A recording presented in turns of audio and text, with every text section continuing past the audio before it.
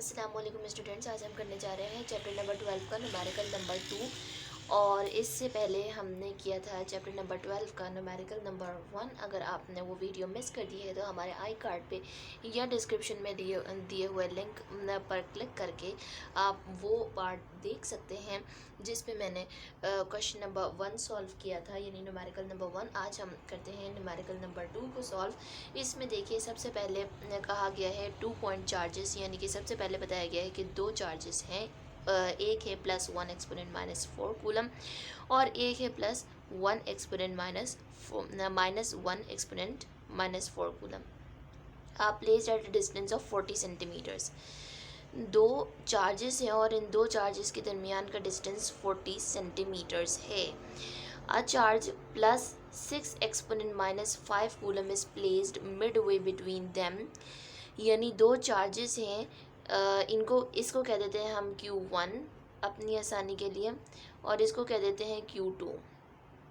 ये दो चार्जेस है Q1 और Q2 और इनके दरमियान मौजूद है Q3। ये Q3 है। Midway between them, what is the magnitude and direction of the force on it? Force on it यानी Q3 पर जो है वो मालूम करनी है। सही।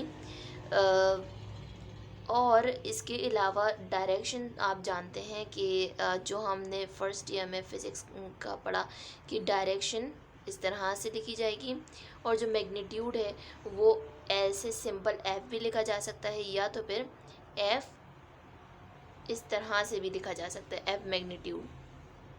अब आ जाते हैं हम कि सवाल में बोला क्या गया है। मैं डायग्राम को पेन से बना देती हूँ ताकि ज़्यादा क्लियर हो। आई थिंक सो पेंसिल से ज़्यादा क्लियर नहीं हो पा रहा है। देखिए सबसे पहले एक चार्ज है Q1 और एक चार्ज है Q2, और इन दोनों के दरमियान एक और मज़ीद चार्ज मौजूद है और वो चार्ज है Q3। इन दोनों के दरमियान मौजूद चार्ज Q3 है। Q1 से लेकर जो Q2 तक का डिस्टेंस है वो 40 सेंटीमीटर्स का है।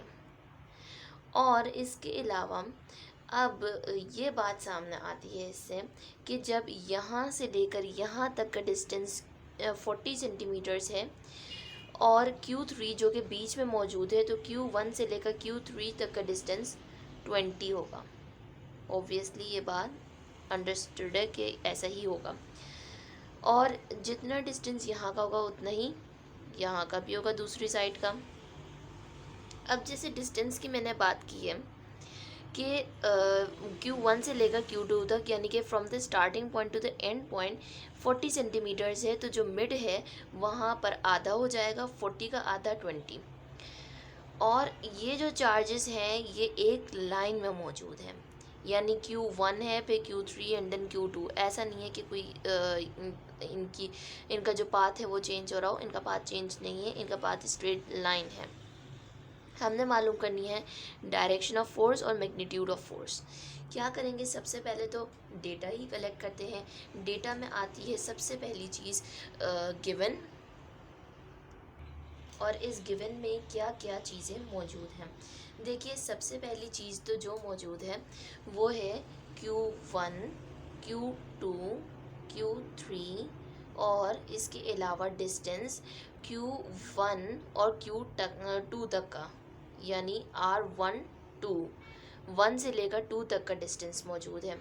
जो Q1 है वो +1 एक्सपोनेंट -4 है कूलम। इसके अलावा जो Q2 है वो -1 एक्सपोनेंट -4 कूलम है, इधर मेंशन। इसके बाद तीसरा आता है चार्ज हमारे पास +6 एक्सपोनेंट -5 कूलम। जो Q1 से लेकर Q2 तक का डिस्टेंस है वो 40 सेंटीमीटर्स है। अब ये बात अंडरस्टूड है कि जो डिस्टेंस Q1 से लेकर 3 तक का है वो 20 सेंटीमीटर्स होगा, और जो R3 से लेकर 2 तक का डिस्टेंस है वो भी 20 सेंटीमीटर्स होगा। ये बात क्लियर है। अब मैंने पहले न्यूमेरिकल में बताया था कि सेंटीमीटर्स को मीटर में कन्वर्ट करते हैं, हम सेंटीमीटर वाली वैल्यू नहीं लेते हैं। और मीटर्स में कन्वर्ट करने का तरीका होता है कि 40 डिवाइडेड बाय 100। आपकी आसानी के लिए मैंने यहाँ पर मेंशन भी कर दिया है, इसके अलावा यहाँ पर आपको दिखा भी दिया है। अब 20 डिवाइडेड बाय 100 और similarly 20 divided by 100, 0.4 metres, 0.2 metres, और यहाँ पे भी 0.2 मीटर्स। अब यहाँ पर एक और चीज़ जो मैं मेंशन करूँगी वो के है। के आप जानते हैं कूलम्स कांस्टेंट है। के क्या कूलम्स कांस्टेंट की वैल्यू क्या होती है, 9 एक्सपोनेंट 9 होती है, और इसका यूनिट क्या होता है, न्यूटन मीटर स्क्वायर पर सी स्क्वायर। ये इसका यूनिट है, ये इसकी वैल्यू है। ये इसलिए मैंने लिखा है क्योंकि जो हमें डेटा दिया गया है और जो चीज़ हमें मालूम करने के लिए दी गई है, यानी कि फ़ोर्स जो हमें मालूम करने के लिए दी गई है, तो फोर्स का फॉर्मूला होता है F=Q1Q2/R²। तो इसके लिए हमें के की वैल्यू मालूम होनी ज़रूरी थी। डेटा कलेक्ट हो चुका है, डेटा में हर वो चीज़ मौजूद है जो कि हम आगे चल के इस्तेमाल करेंगे। अब आता है रिक्वायर्ड, यानी हमें फाइंड आउट क्या करना है। रिक्वायर्ड हमें दो चीज़ें मालूम करनी है, एक तो है डायरेक्शन और एक है, यानी पहली चीज़ जो हमें मालूम करनी है, दो चीज़ें मालूम करनी है। पहली चीज़ जो है वो है मैग्नीट्यूड। मैग्नीट्यूड को या तो आप ऐसे शो कर दें या तो फिर आप सिंपल एफ लिख दें, तो ये भी आप मैग्नीट्यूड को शो कर देंगे। इसके अलावा डायरेक्शन हमें मालूम करनी है ये इस तरह से।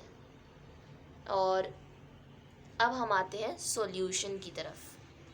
मैं आपका डेटा पे दोबारा से तवज्जो दिलाना चाहूँगी, वो इसलिए सॉल्यूशन करने से पहले कि आपने जो देखा वो मतलब आपको मालूम क्या करनी है कि डायरेक्शन ऑफ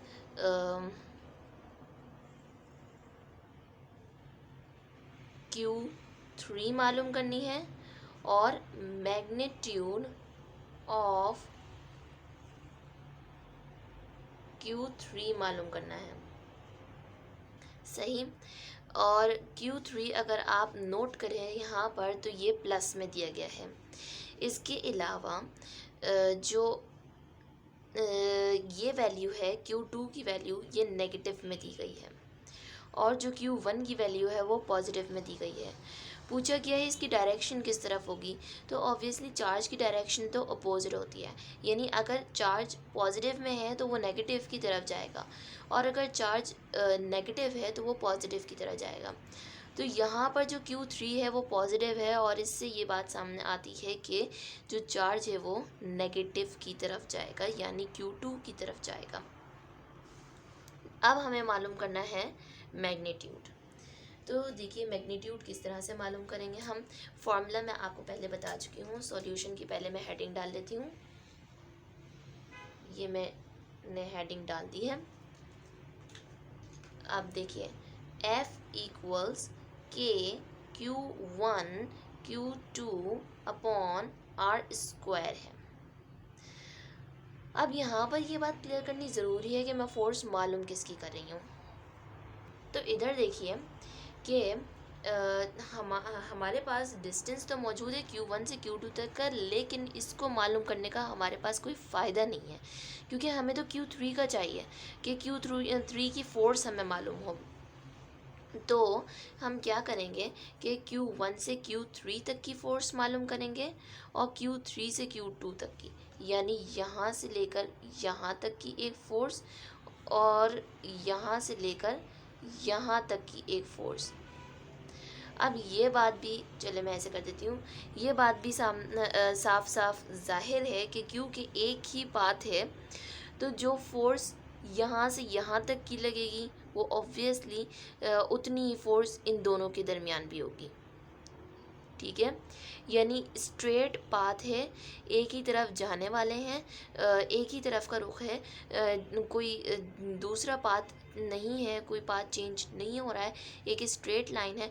तो हम एक ही फोर्स भी मालूम कर ले तो काफ़ी है, क्योंकि हमें पता चल जाएगा कि जो ये फोर्स है वही ये भी है। क्या करेंगे, हमने फोर्स मालूम करनी है। अब वैल्यूज़, पहले तो मैं इस फार्मूला को सही से सेट कर देती हूँ कि मैं मालूम कर रही हूँ फोर्स 1 से लेकर 3 तक की, और आर मालूम कर रही हूँ 1 से लेकर 3 तक का। फोर्स 1 से लेकर 3 तक की जो मैं मालूम कर रही हूँ, तो के की वैल्यू मुझे पता है 9 एक्सपोनेंट 9 होती है, कांस्टेंट है। इसके अलावा Q1 Q2, Q1 की वैल्यू है +1 एक्सपोनेंट -4, और Q2 ये मैंने गलती की है कि ये Q1 और Q3 है। अब ये मैंने Q1 की वैल्यू पुट कर दिया और Q3 की वैल्यू है +6 एक्सपोनेंट -5। अब मैं ये वैल्यू ये लिख दी है, और इसके अलावा R13 क्या है, R1 से लेकर 3 तक, यानी जो Q1 से लेकर Q3 का डिस्टेंस है वो 20 सेंटीमीटर्स है, और अगर 20 सेंटीमीटर्स को मीटर में कन्वर्ट किया जाए तो 0.2 मीटर्स है। तो इधर लिख दिया मैंने 0.2 मीटर्स का स्क्वायर हमने लेना है। F13 जो कि हम मालूम करेंगे, इस वैल्यू को पूरी को मल्टीप्लाई कराऊंगी मैं, तो देखिए ये वैल्यू क्या है, 9 एक्सपोनेंट 9 +1 एक्सपोनेंट -4 +6 एक्सपोनेंट -5। तो वैल्यू आई 54, ये 54 मैं इधर लिख देती हूँ। अब इसके बाद 0.2 का स्क्वायर होता है 0.04। अब 54 को 0.04 से डिवाइड करना है, डिवाइड करके आंसर आ जाता है 1350 न्यूटन्स। अगर आपको मेरी शुरू की बात याद हो तो मैंने कहा था कि जो 1 से लेकर 3 तक की फ़ोर्स है वही 3 से लेकर 2 तक की फ़ोर्स होगी। तो यानी ये पता चल गया है कि जो सिमिलरली जो F32 है वो भी 1350 न्यूटन है। क्या करना है, ये दो फोर्सेस हमारे पास आ चुकी हैं, लेकिन हमने ये दो फोर्सेस नहीं बल्कि ये दो अलग अलग फोर्सेस नहीं बल्कि एक फ़ोर्स मालूम करनी है जो कि 3 पे लग रही है। यानी एक फ़ोर्स तो 1 लगा रहा है 3 पर और एक फ़ोर्स लगा रहा है 3 पर। ये होना चाहिए था 2 3। इस तरह से लिखा जाए तो ज़्यादा सूटेबल है कि 2 लगा रहा है फोर्स 3 पर। अब क्या करना है कि 3 की फ़ोर्स मालूम करने के लिए हम इन दोनों फोर्सेस को प्लस कर देंगे। मैं इधर ही ये स्टेप शो कर देती हूँ, ये मैंने एक लाइन ड्रॉ करके सेपरेट कर दिया इस पोर्शन को। मैं इधर ही शो कर देती हूँ कि हम F3 फोर्स मालूम करने के लिए, मैं इधर 3 लिख देती हूँ, F3 यानी Q3 फोर्स मालूम करने के लिए हम क्या करेंगे कि F13 + F23 कर देंगे। अब क्या हो जाएगा कि ये जो F3 है यानी जो फोर्स 3 पर लग रही है या Q3 पर लग रही है, ये है 1350 प्लस 1350 और ये फोर्स आ गई टोटल 2700 न्यूटन। ये हमारे पास आंसर आ चुका है। रिज़ल्ट लिखते हैं। रिज़ल्ट है कि द डायरेक्शन, नहीं पहले मैग्नीट्यूड लिख देते हैं। The magnitude of force